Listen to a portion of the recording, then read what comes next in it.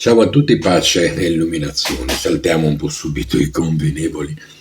Entriamo subito nell'argomento di oggi. Mi è stata fatta una domanda veramente bella, veramente importante, che mi ha portato a fare una riflessione veramente, veramente profonda, perché mi sono chiesto, mi sono fatto varie domande. E a queste domande ho dato delle risposte e l'argomento di oggi è condividere con te queste risposte che mi sono date. Mi è stato chiesto, ma in che modo la vita del maestro Nichiren ci può essere di esempio? In che modo la sua vita può aiutarci a vivere la nostra? E questa è veramente una bella domanda. Perché? Perché innanzitutto ci porta a dirigere tutta la nostra attenzione verso il maestro e poi ci spinge a fare un lavoro che secondo me è molto importante, quello di portare gli insegnamenti che abbiamo ricevuto dal maestro Nicere nella nostra vita. E questo è davvero ciò che ti fa fare il salto di qualità, ciò che fa fare il salto di qualità alla tua vita.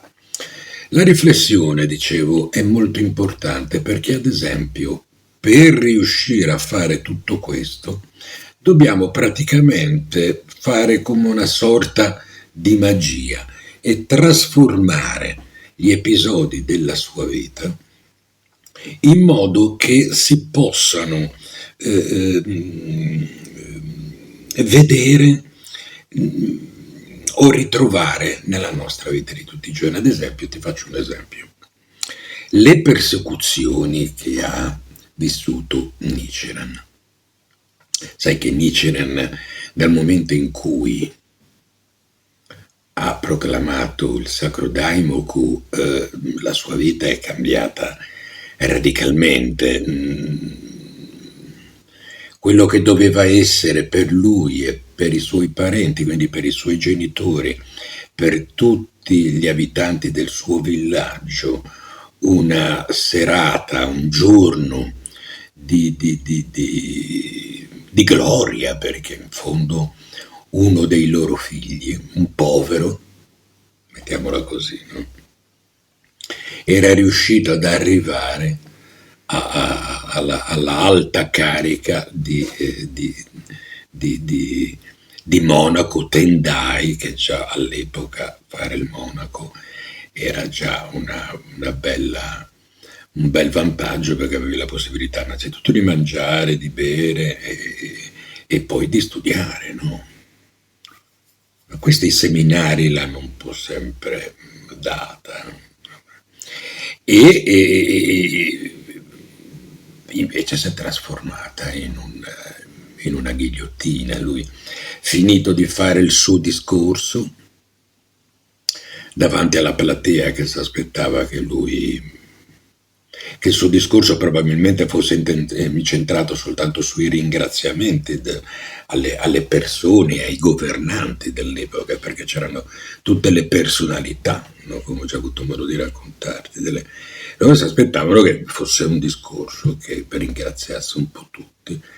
Nichiren, diremmo simpaticamente, ha pensato bene di dargli proprio una mazzata tra capo e collo, dicendo: ciò in cui voi credete è sbagliato, ciò che voi portate avanti, invece di portarvi a buona sorte, vi porterà sicuramente all'inferno. E questo non solo a voi, ma anche a tutti coloro per i quali pregate. Quindi ti puoi immaginare che cosa è successo. E da quel momento lì in poi lui è dovuto scappare.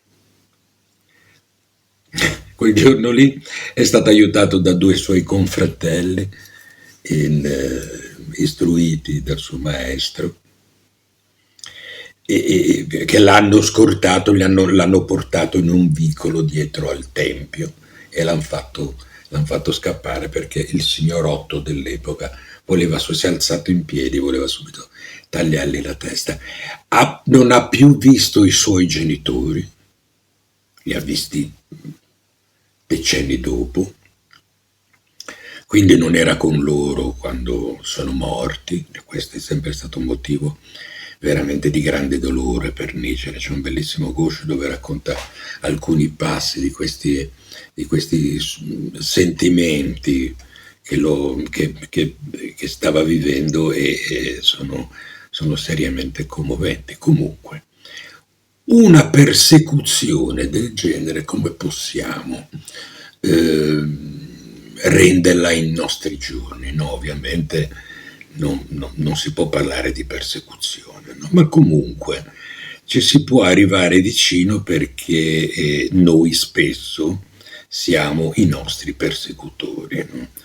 E di conseguenza possiamo vedere le persecuzioni di Nichiren come quei momenti in cui sembra che tutto marci contro quando decidiamo di fare qualcosa di bello, nel bene. No? Già quando tu prendi davvero seriamente il buddismo, l'insegnamento del Buddha, succede che ogni volta che devi praticare può succedere di tutto, di tutto, credimi, di tutto. Può succedere che ogni volta che ti metti lì per fare un lavoro dedicato alle persone, in modo che per portare l'insegnamento alle persone, sembra che davvero i diavoli facciano a gara, no? Come diceva Nietzsche nel Gosho, fanno a gara per ostacolare la propagazione. E guarda, ti succede di tutto, ti si spegne il computer, ti si riaccende da solo, ti spariscano i file, se è un brano musicale e ti spariscano le tracce, succede veramente delle cose, ma probabilmente qualcuno di voi avrà fatto esperienza di questo tipo. E quindi, vedendola in questo modo, noi possiamo prendere come esempio il comportamento di Nietzsche. Nietzsche non ha mai perso la fede, non ha mai perso la rotta, non si è mai pentito. Anzi, cosa l'ha aiutato tantissimo in quei momenti e cosa ci aiuta sicuramente a noi quando viviamo quei momenti in cui siamo perseguitati o riteniamo di essere perseguitati o dagli altri o dalla sfiga che poi è il karma, no? È la sua, almeno a me, ti dico, mi ha aiutato molto vedere che non ha perso nemmeno il buon umore. Ha preso le sventure come cose della vita. Anzi, ha usato le sventure come specchio. Guardando le sventure che stava vivendo, lui in Varigosho dice: guardando e analizzando ciò che sto vivendo, mi rendo conto del mio karma. Mi rendo conto di che quale grande offesa ho fatto o devo aver fatto al Sutra del Loto per poter vivere tutto questo. Ecco, questo atteggiamento a me ha cambiato radicalmente la vita. Ha cambiato radicalmente la vita perché ti porta a vedere ogni accadimento invece che un problema, un'occasione. E il problema diventa tragedia quando non hai o ritieni di non avere soluzioni al tuo problema. Ma se cominci a vedere il problema come un'occasione, allora la cosa può diventare anche divertente. Perché diventa: fammi vedere perché, cosa c'è Per quale motivo continuo a vivere questo tipo di situazioni? Ecco, questa è la meditazione giusta, perché questa ti porta al cambiamento. Quindi allora questo tipo di mentalità ti fa davvero entrare all'interno della porta principale dell'insegnamento di Nietzsche, perché il punto principale dell'insegnamento di Nietzsche è la trasformazione, e questo davvero ti porta a trasformarti. E ricordati che è una pratica, cioè non è che adesso se ti viene un colpo di spiga dici oh che fortuna, però speriamo che domani me ne capiti un'altra. No, no, non è così, quello lo fanno i pazzi. È cominciare a cambiare il nostro punto di vista. Se tu cambi il tuo punto di vista, per forza di cose deve cambiare qualcosa nella tua vita, no? Perché è come se tu cambiassi il punto di partenza di un viaggio, ovviamente cambia il panorama che tu vedi, no? Quindi è scienza, non è metafisica o qualcosa che, o filosofia, hai capito qualcosa che no? Quindi è normale che ciò avvenga. Cambiando il tuo punto di vista, di conseguenza cambia la tua vita. E cominci, almeno a me è servito questo, perché mi ha aiutato a incominciare a non sentirmi solo. Ed è importante, era importante in quel periodo lì, è sempre importante anche adesso, per quello che chiedo spesso alle persone, fatemi sentire anche voi la vostra voce, perché non è facile quello che sto portando avanti, non è facile quello che sto facendo, ti basta ragionarci un attimo per capirlo. E quindi il non sentirsi solo mi ha permesso, specie in quel momento dove io e Laura, io e mia moglie eravamo davvero soli perché ci eravamo trasferiti in un paese nel basso Piemonte, quindi cioè dalla città a Genova avevamo proprio strappato le radici, hai capito? Eravamo andati, eravamo proprio emigrati sul Monte Minovo. Che in quel periodo sembrava assado, e anche questo mi ha portato a parlarti oggi di questo. In quel periodo lì, in cui ho avuto modo già di dedicare un video a questo fatto, dove ho raccontato così brevemente un episodio molto particolare della mia vita che mi ha dato modo di cambiare radicalmente il tipo di pratica, no? Il tipo di atteggiamento della pratica. In quel periodo lì, tieni presente che noi da genovesi il nostro clima è veramente mite. È veramente mite, siamo sul mare, siamo la città di mare, la grande Repubblica Marinara. E Genova è una città meravigliosa, la Liguria è meravigliosa, di conseguenza non ha tutto, colline, montagne, pianura, mare, no? Ma il tipico genovese non è abituato al freddo. E lì quando ci siamo trasferiti c'era un freddo polare. Il giorno dopo è venuta una nevicata incredibile, quindi un freddo allucinante fuori e dentro, perché la casa che avevamo affittato non aveva un adeguato riscaldamento, mettiamola così, e quindi arrivavamo dal freddo, ci vestivamo per andare a letto.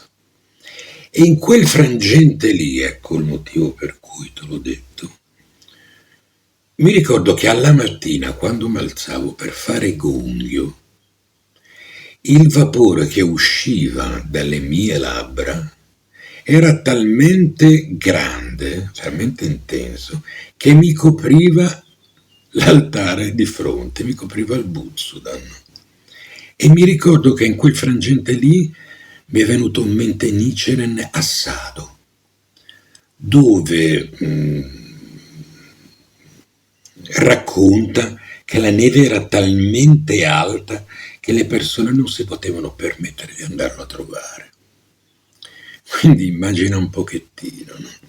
E mi ricordo che questo mi ha aiutato perché insomma ti ritrovi, ne vieni da una città sul mare, ti ritrovi lì perché l'hai voluto tu, perché c'è il carattere magari un po', perché l'hai voluto tu e ti ritrovi al freddo polare. Madonna, sembrava di aver fatto, di esserti buttati, mi sembrava, ci sembrava di esserci buttati di testa dal quinto piano. E questa cosa mi ha aiutato a prenderla nel modo giusto, a identificarmi con il maestro. E questo ha portato l'insegnamento di Nichiren molto più vicino alla mia vita. Perché finché tu leggi il Sutra del Loto, il Gosho, tendi a vederli come liberi.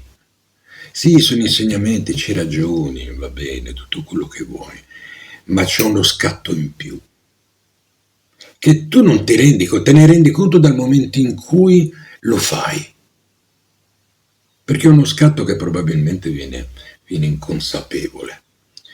Ed è uno scatto che ti permette di vivere allora gli insegnamenti del Sutra del Loto, senza decantarli, viverli proprio. Gli insegnamenti del Sutra del Loto diventano la tua vita. Ecco l'importanza del progetto che stiamo portando avanti con Laura Casa Tyson, che lo trovi nel canale di Mia Edizione, questo progetto che sta andando veramente, veramente molto bene. E la cosa che davvero mi colpisce è che dai vostri commenti vedo che avete capito realmente questo di cui ti sto parlando. Allora, far vedere come vivi significa far vedere come gli insegnamenti del Sutra del Loto ti portano a vivere in qualsiasi ambiente tu stia vivendo, perché l'ambiente è il riflesso, è un tuo riflesso, di conseguenza non c'è differenza, capisci? L'hai costruito tu, è un film che stai girando tu, e quindi sei tu il regista, puoi cambiare i personaggi, puoi cambiare anche i luoghi, le location. È molto importante, ragionaci un po' anche tu su questo argomento, e lo so che tutti noi abbiamo delle vite parallele, ma se vuoi davvero non perdere tempo alla mattina e alla sera quando vai davanti all'altare, devi fare necessariamente questo, devi fare in modo che questo famoso scatto avvenga dentro di te, se no è una perdita di tempo davvero. Se no tutto ciò che ti sembra di ottenere l'hai ottenuto tu con la tua convinzione.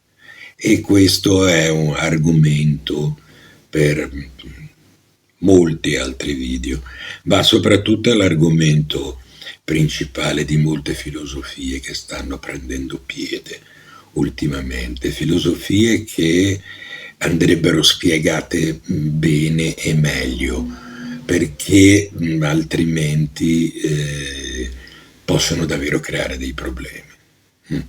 Ciao, pace e illuminazione.